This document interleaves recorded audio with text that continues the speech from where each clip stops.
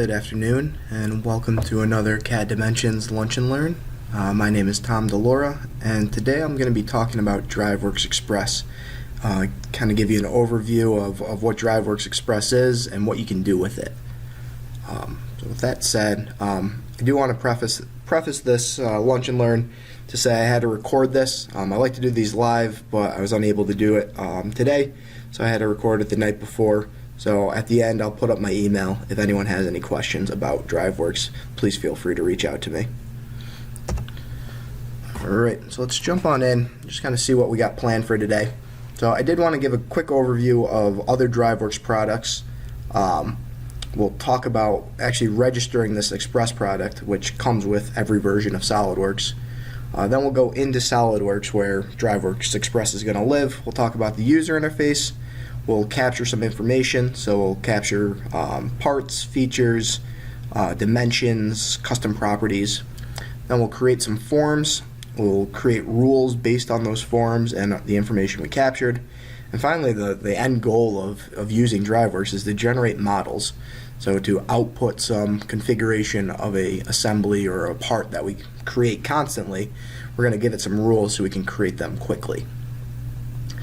Alright, so let's first talk about what DriveWorks offers here. So DriveworksXpress, which we'll look at today, is going to be our entry-level design automation. So we're going to capture, like I was saying, dimensions, features, parts, and drawings. We'll start to capture that information, and we can drive different configurations out to their own parts. And that's included with every version of SolidWorks. So everybody that's watching this should have SolidWorks and has access to DriveworksXpress. The next level up is DriveWorks Solo, and there you get into a little bit more data that you can use as far as capturing and creating content.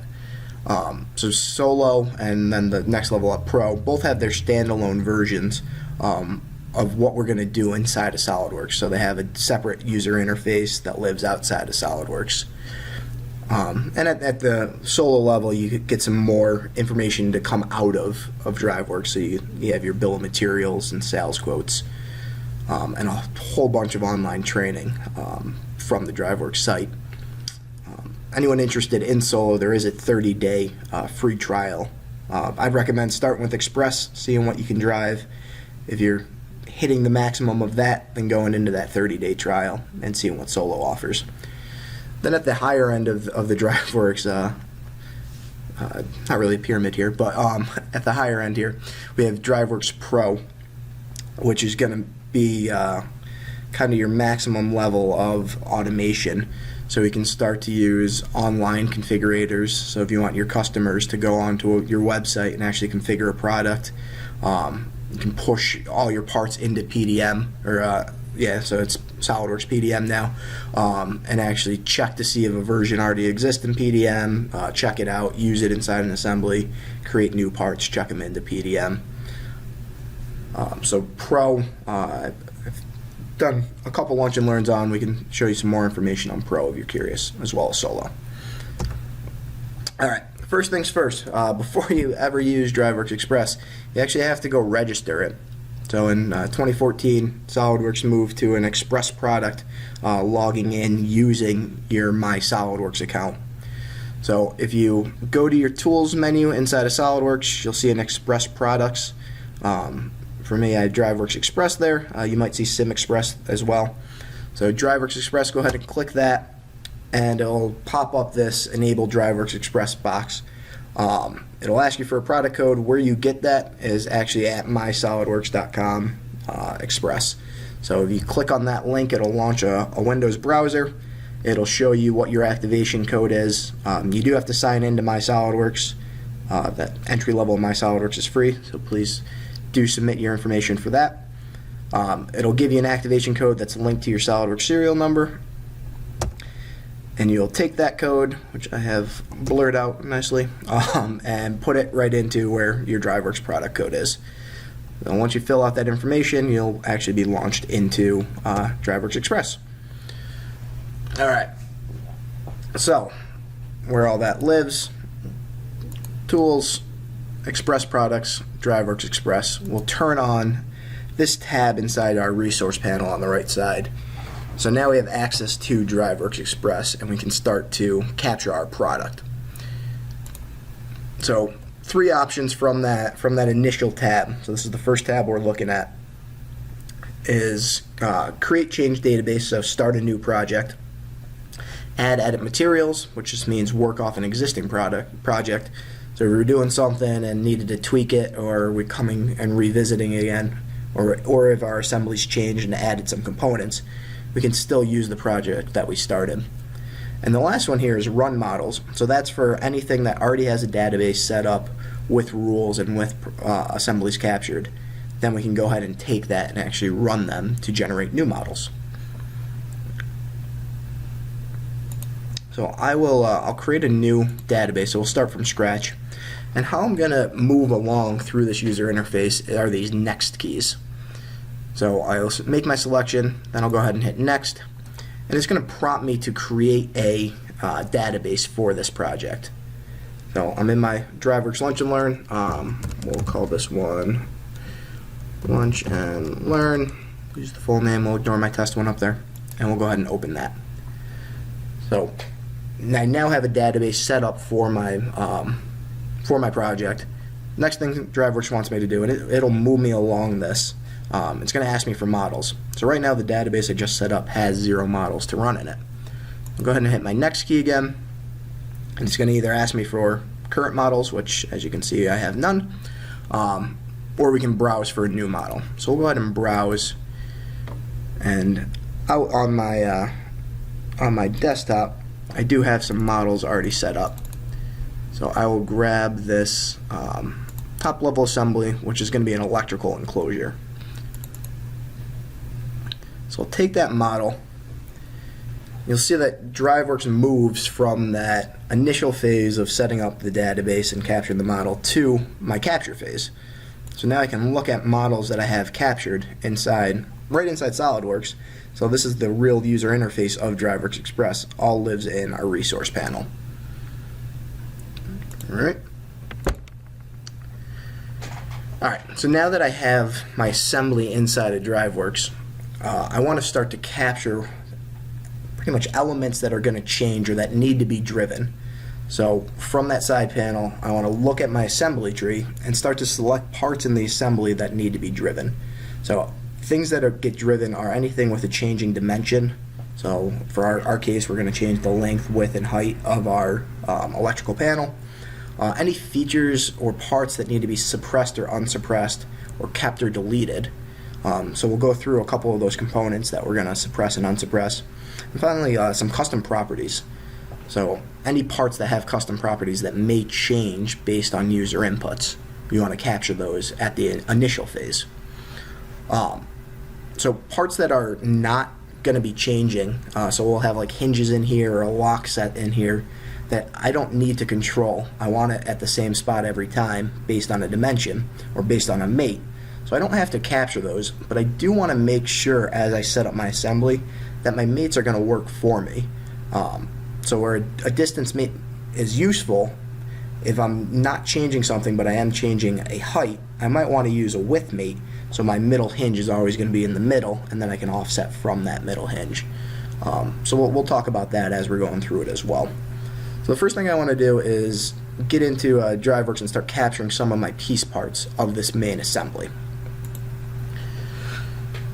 So in my captured model right now, I can see that I only have one high-level assembly, which is my electrical enclosure, which has a bunch of parts to it. So I have a lock set here, I have some hinges on the outside, and then I have these access holes. So I have incoming and outgoing for conduit and for wires and cables. My next option down from captured models is my captured assembly structure. And this is where I can see where all my piece parts live. And it's got a hierarchy of it. So for this project, like I was saying, I'm not too worried about my hinge, but I do want to drive my body, my enclosure body assembly.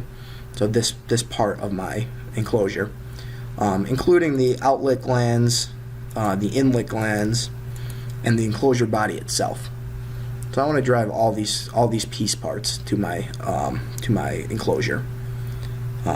Same with my enclosure door. I don't really need the entire assembly, but I do need the door itself. So I'm not too worried about the lock key set, but the door itself I want to drive because I want to make sure that dimension matches this dimension. So if I'm changing the width of my box, I want to make sure I'm changing the width of my door as well, or else we get a silly looking cabinet. Alright, so that looks good as far as what I'm looking to capture. So we're good there. So now these become my captured models. So if I go back to my captured models, I can see what I'm working with inside of DriveWorks. So these are going to be the parts that I'm going to drive. Alright, so I've captured my assembly and my parts of that assembly. Now I want to bring in more information to each of those parts. So I want to look for features, dimensions, and custom properties that we want to be able to drive using a form. So where we capture these individually is opening up the parts. But we want to be careful to open up the parts through DriveWorks and not through the SolidWorks assembly. So we'll capture some dimensions here back in SolidWorks. So if I'm looking at my full assembly, I know I'm going to drive the width and the height and the depth of my box. But I don't want to do it at the assembly level. I actually want to do it at the enclosure body level. So I'm going to double click from DriveWorks and it will launch just this part. Alright, so if I go into my feature tree for this part, I can double click on, we'll just grab the enclosure back, and I can start to see that I have a height dimension and a width dimension. And that's what I want to capture because that's what I'm going to drive. So go into my Dimensions and Features tab. And as I highlight this, it gives me the ability to put a name to Dimension 1 at Sketch 2 at Enclosure Body. So this one's not very descriptive as far as an address goes, but I can call this Box Height and add that. So that's what I'm looking to drive, as well as Box Width. All I'm doing is clicking Add, and it's adding it to my, my Dimensions and Feature tree. Alright. Other one I'm looking for is a depth. So if I double click on my enclosure sides, because this is a sheet metal part that got bent, these become enclosure sides or flanges, and we'll grab this as a width. I'll call it, keep my naming consistent and say box width. Oops, depth. So you will see that DriveWorks has some rules built in that I can't use the same dimension name. So these do have to be unique. Alright. So some other entities on this specific part are these cutouts for inlets and outlets for the glands. So if I shrink down my enclosures here, I can see that each of these cutouts are treated as a feature. So if I highlight the feature inside my SolidWorks tree, I'll get a name to that feature and I can add it into DriveWorks. So now I can control each of these inlets and outlets using some rules in a couple steps. So I have to capture them first so I can apply a rule to them later on. Alright, and all I'm doing there is highlighting them from our feature tree, getting the name, and driving the name. Alright, I won't worry about the hinges or welds for this part. Alright, that looks good. I can hit next and that will start me to creating a form. I'm not ready for that yet, so I want to hit previous. And one more time will bring me back to my assembly structure. Alright, so I can go back into my captured models and see what else I want to drive here. Alright, so my outlet grinds I'm okay with right now. I'm going to drive them from my form. The other thing I do need to take stock of is my enclosure door itself. So I want this width to match and this height to match what my box is. So again, we'll go into our tree. For this one, we'll grab this base flange, so the start of my sheet metal part, and we'll capture our dimensions for the door. So I have my door height and my door width. Alright, so that one's pretty simple. Head back into our main assembly, and that looks okay. One thing I might want to capture as far as the entire assembly goes is a custom property. So below my dimensions and features, I have custom properties that I can capture. So maybe I'm looking for the material of my entire assembly, as well as an order number, let's say. So we can capture that information and populate. Alright, go back into our main assembly and go back into our capture models. One thing I forgot when I was in my enclosure body, so inside my back plane here, I'll just launch that again, is I have a drawing that's going to be specific to this, because it's going to call out where these holes get cut from and if they're there or not. So I want to be able to drive if those are suppressed or unsuppressed. So I do want to add a drawing to this box. So the final tab in our tree, or in our user interface here, is drawings and configurations. If I want to control a configuration, I can capture it from here. So yes, allow me to create a rule to switch configurations. For this assembly, I don't have any, but what I do have is a drawing for this box.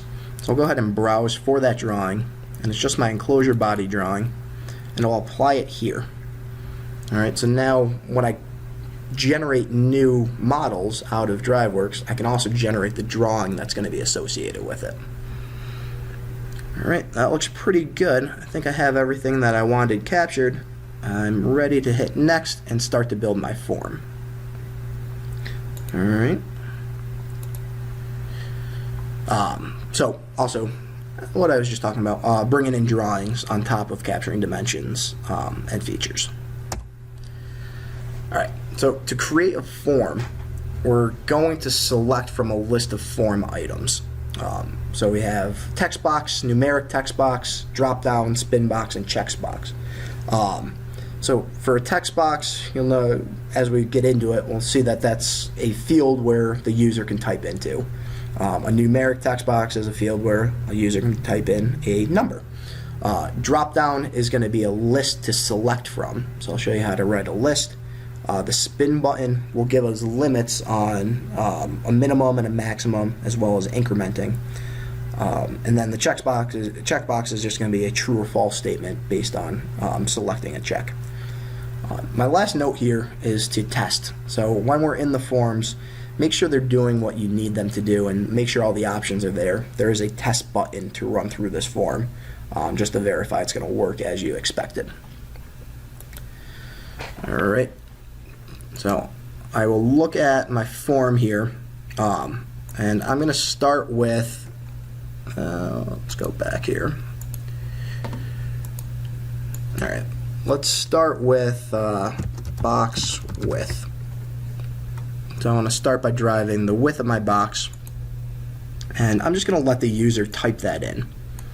So it's just going to be a numeric text box, and you'll see based on my selection here, I can set the minimum and maximum values. So if I look at what my default is as far as the back of the box goes, it starts at 250.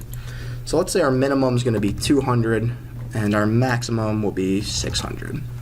So I'm allowing the user to type any value between 200 and 600 into this option. Alright, and that becomes my first form category. Here's my test button. Not really ready to test yet. I'll hit the add button and keep growing this. So now I want to do my box height. This one, let's do it as a drop down value. So I want to give the user a list of heights they can use. So we'll start at 400, and I'm going to use the pipe bar to separate my list items. So that's just a shift backslash. We'll do 700 up to 800. Alright. Go ahead and hit the next button. Brings us back into our list of form items, and I can keep adding. So the one I'm missing is my box depth. This one I'll use a spin button for. So spin button works similar to a numeric text box where I get a minimum and maximum value. Starting at 100, so let's do 100 to 300. But a spin button works differently, that I can set the increment that the user can select it to. So maybe I want to keep these to 50 millimeters. So every 50 millimeters my spin button will increment. Alright, so I have my first three rules down there, which is good. next thing I want to capture is a order number that I'm actually going to drive the order number to name these features that or these parts that I'm creating. So I'm going to add just a text box, and we're going to call it order number. And this will apply when we get into rules in the next step. So order number is just going to be a text box, no other rules to drive for that. Alright, so we're getting close to our form. Last thing I want to do is select whether we're using a left input or a right input, as well as a left input or a left output or right output. So we're just going to have some selections for these features. So we're going to add a so this would be our inlet side, and I'll use a list here, so just a drop down to say left or right. Alright, and we'll do the same exact thing as an outlet side. Drop down, left is an option, right is an option. Alright, outlet side's there. Oops, I lost my inlet. Let's add that one more time.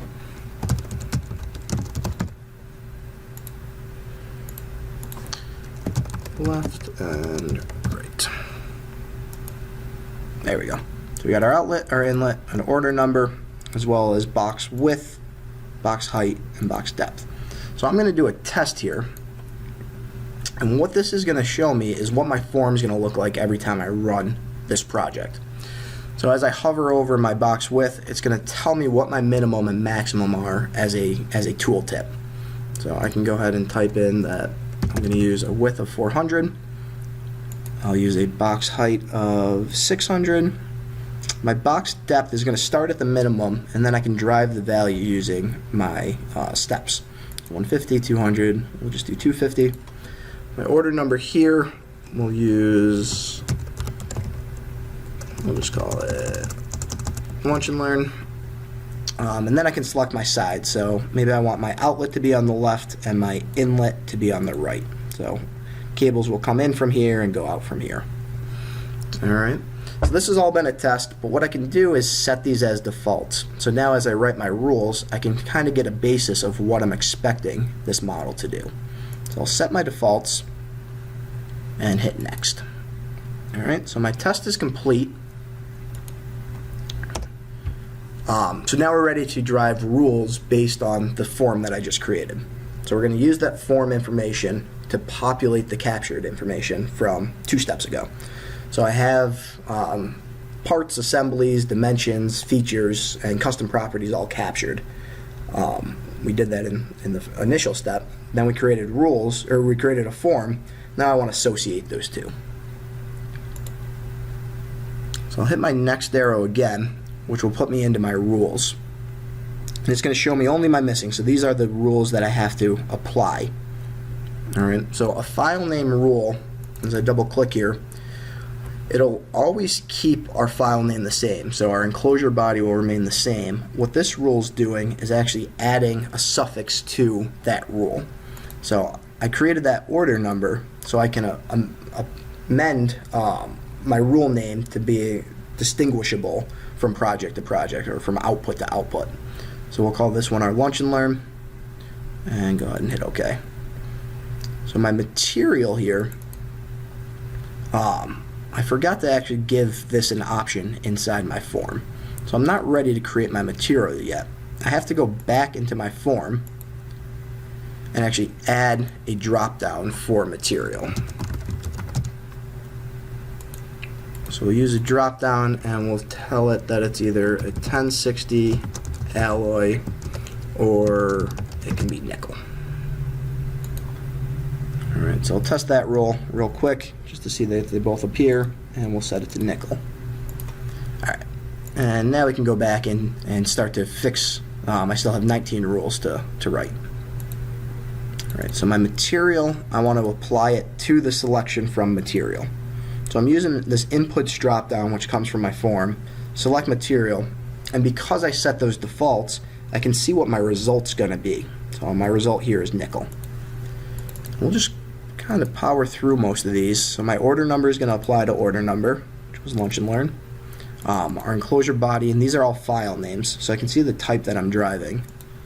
So we'll amend that with an order number. Alright, this one's going to be a little bit different. So now my outlet glands and inlet glands, I can still drive them with my order number name, but I want to give it a deeper rule to say if the user didn't select a outlet gland right, maybe they selected a left gland, I don't want this to ever generate. I don't want to create this part. So we're going to use an if statement here to say if this outlet gland, so if the user selected outlet side to be the right,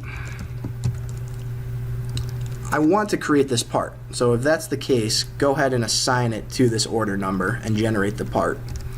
Otherwise, if I don't want this in my assembly, I want to delete it. So based on my test, I had set outlet gland or outlet side to be left. So based on this rule, it's not set to left, so I'm not going to create the part. What I'm going to do is delete that part out of my assembly. Okay, so I'm going to copy this rule because we're going to use it a couple times. So my outlet gland left this time, I'm going to go ahead and change this to answer left, and we can see that our file name is going to be an L and L will be added to my file name. Alright, for my inlet gland, this one's going to be left, and I do want to replace this outlet side to be inlet side. So I'm just swapping in that variable. Alright, and we'll do the same for our right side. So I'll swap out outlet for inlet. Alright, our enclosure body is going to be a simple one. We'll just add order number to it. Alright, now we get into our dimensions.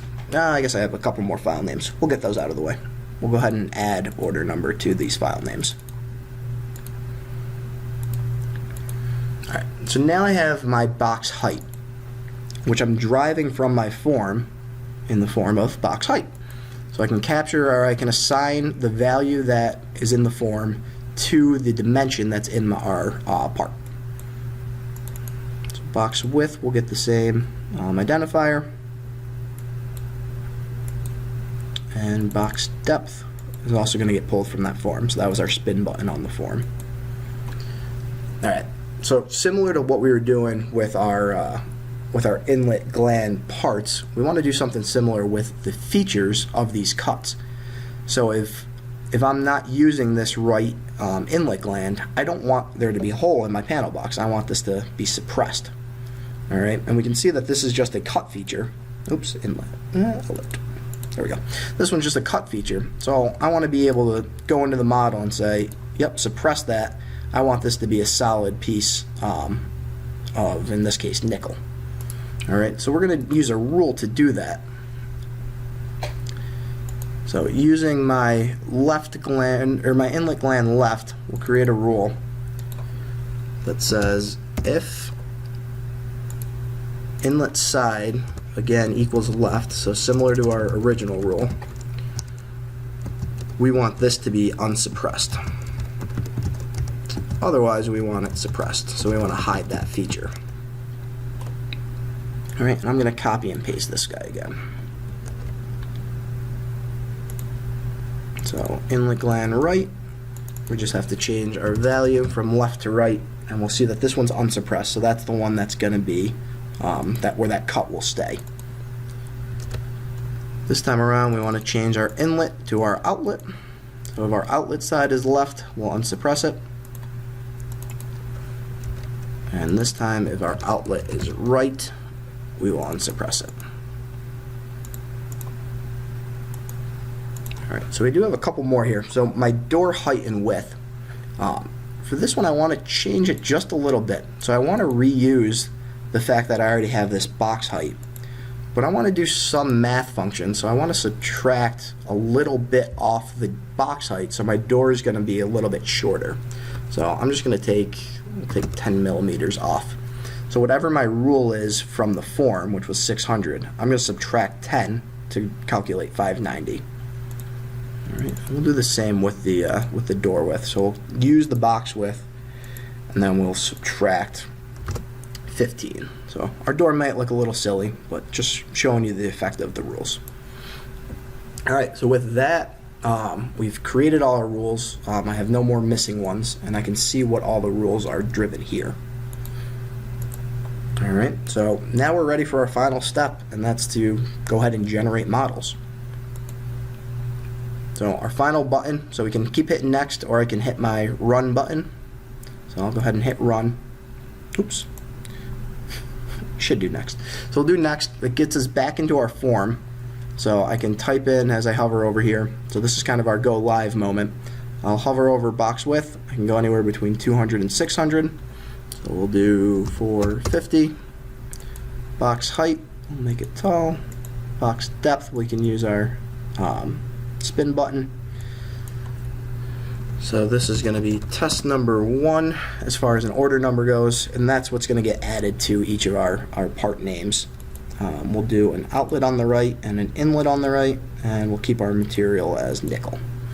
Alright, so our last step is to create, and what DriveWorks is going to do is it's going to go through every part that we captured, and it's either going to apply, or it will apply the name that we've given it based on the file name, and it will go find any drawings that we've updated. So we can now see that my new height is being driven in here, my new depth, and any suppressions that I'm doing. So for any parts that I wanted to hide or delete, or any features that I wanted to suppress, is all being updated as it opens up a copy of the original, makes the changes that I'm driving from the form, and then saving it out with a new part number, which has test 1 amended on it because that's the order number I'm using. So we can start to see that it will give us a list of everything that it went through. So it created the file, or it opened the file, it created the new file, and then it successfully saved and closed that file. So now I can look at my new enclosure, where, like I said, my hinges might be a little funky, but I can see that my height is offset based on the dimension, my width is offset based on the dimension, my depth is 150, which I drove it to, and my height is 700 with my width 450. Everything I drove it to, and it saves it out as its own file. So we can also go ahead and find that drawing that got created with it. Test 1, SolidWorks drawing. So this one might require a little bit of cleanup just because my dimensions definitely changed from DriveWorks, but because these are all associated, I can quickly reposition these, and you'll notice that my dimensions are in fact updating to what I drove it to be. So my 700, my 450, and my depth of 150. What's also nice is those features for the other inlet and outlet have been suppressed. They're clear off my drawing, but they're still where I needed them to be. So pretty powerful to create that configuration on the fly using just one master model. If we hit the next arrow again, we can go ahead and keep driving more and more configurations from here. So we want to call this test 2, make it a short and wide box. Oops.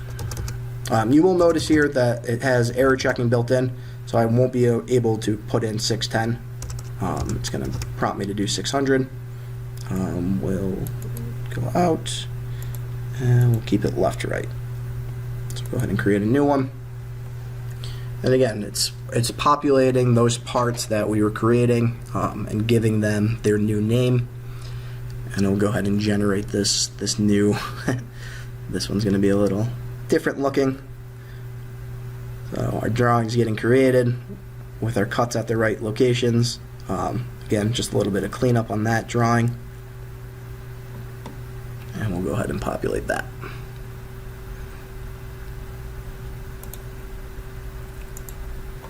Alright, so I appreciate you guys spending some time to learn about DriveWorks Express.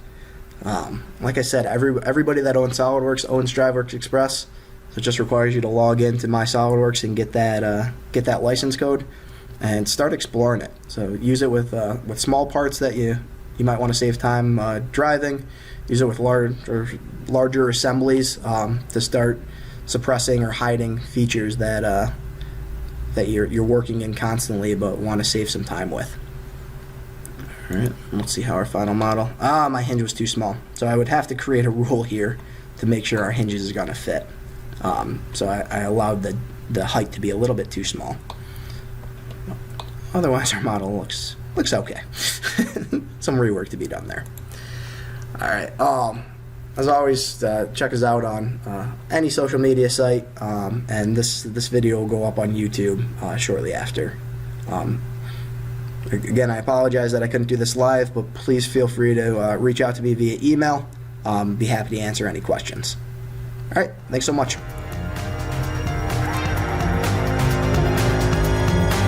Don't forget to check us out on YouTube, Twitter, Facebook, and our blog for more great content by clicking on the links in the description below.